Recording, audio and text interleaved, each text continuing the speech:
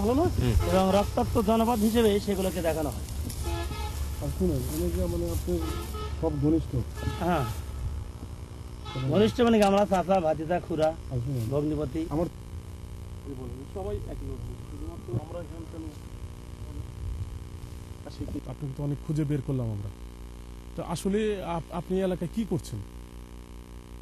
আমি এলাকায় দীর্ঘদিন ধরে যারা আত্মস্বজন হারা আহাজারি মানুষ, মা বোন ধর্ষিত হচ্ছে, তাদের শকার্ত মানুষের মুখে হাসি ফোটানোর জন্য, যারা খুনের রাজনীতি করে, খুনলে হোলি খেলে, তাদেরকে আর খুন নয়, এখন নিরীহ মানুষদের মুখে সচেতন করে তাদেরকে খুনের প্রতিশোধ হিসেবে প্রতিরোধ করার জন্য সোশ্যাল অর্গানাইজেশন, সোশ্যাল মোটিভেশন হিসেবে কাজ করছি জাগ্রত জনতা নাম দিয়ে।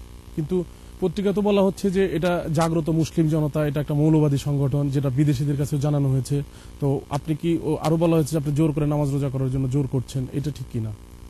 যে অভিযোগটি দেওয়া হয়েছে এটা একটা মিথ্যা, বানোয়াট এবং স্বার্থন্বেষী মহলের একটি স্বার্থ হাসিলের জন্য একটা যোগ সাদসী। এর সাথে আমার কোনো সম্পর্ক নাই। ইসলাম কাউকে জোরপূর্বকভাবে কোনো কিছু চাপায় দিতে আদেশ করে নাই। আমি একজন মুসলিম, মুখে দাঁড়িয়ে আছে তাই জাগ্রত মুসলিম জনতা আমরা নাম রাখেছিলাম। এর সাথে কোনো জঙ্গি, বিদেশি কোনো ইসলামী স্টাইলে যারা জঙ্গি বা মৌলবাদী নামে পরিচিত, তাদের সাথে আমার কোনো সম্পর্ক নাই এবং তাদের সাথে আমরা এগুলো বিশ্বাসও করি না।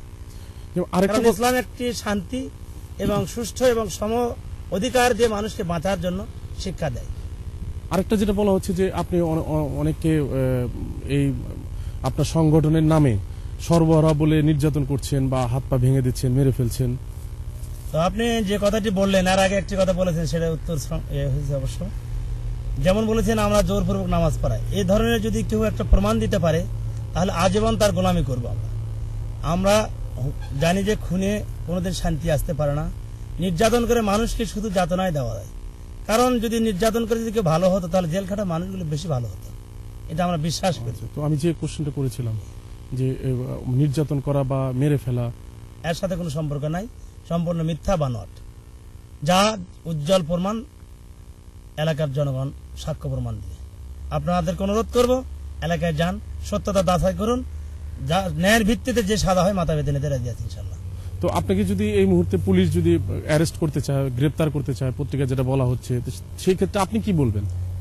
আমি যেহেতু আইনের ধারায় পুলিশ আইন শৃঙ্খলা নিয়ে যদি তাদের গ্রেপ্তার করলে গ্রেপ্তার হব। আমি যদি নির্দোষী হই এবং নির্দোষী বলে আমি দাবিদার, আমাকে গ্রেপ্তার করলে আমি আইনের মাধ্যমে দ্রুত চলে আসবো ইনশাআল্লাহ। দলীয় কোনো সমর্থন পাচ্ছেন? সরকার দলের কোনো মন্ত্রী, এমপি বা কাদের সহযোগিতা? আমি কোনো রাজনীতি বা কোনো দলীয় পেটুয়া চামচা না। আমি সাধারণ মানুষদের মুখে হাসি ফোটানোর জন্য, আমার দীর্ঘদিনের শোক, এই শোককে ভস্মীভূত করার জন্য আমি লক্ষ্যে নেমেছি। আমি কোনো দলের, কোনো ব্যক্তির, কোনো রাজনৈতিক কোনো অঙ্গ সংগঠনের চামচা বা তোষামোদী নই। কিন্তু এই এলাকায় আমি নই, আমরা নই। কিন্তু এই এলাকায় এসে যে আপনি মানে হঠাৎ করে এসে আমার কাছে মনে হলো যে মানুষকে জাগিয়েছেন, এটা সত্যি যে অনেক মানুষ এখন পাহারা দিচ্ছে, সর্বহারাদের বিরুদ্ধে কথা বলছে, কিন্তু এখন আপনি প্রয়োজনটা কেন অনুভব করলেন? এই প্রয়োজনটা আমরা দীর্ঘদিন থেকে অনুভব করেছি, কিন্তু বৃষ্টি হওয়ার আগে মেঘ করে, ঠান্ডা বাতাস বয়, তারপর বৃষ্টি হয়। অনুরূপভাবে দীর্ঘদিন ধরে আমরা প্ল্যান নিয়েছিলাম, প্ল্যান মাফিক আমরা কাজ করেছি।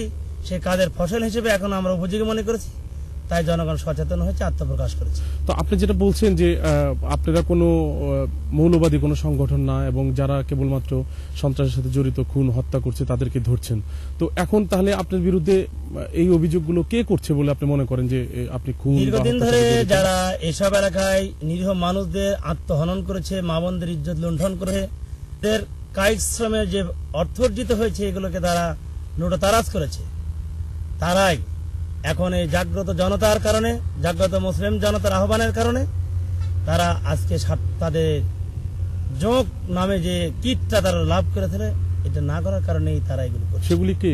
সেগুলি এখানে সর্বহারা রয়েছে।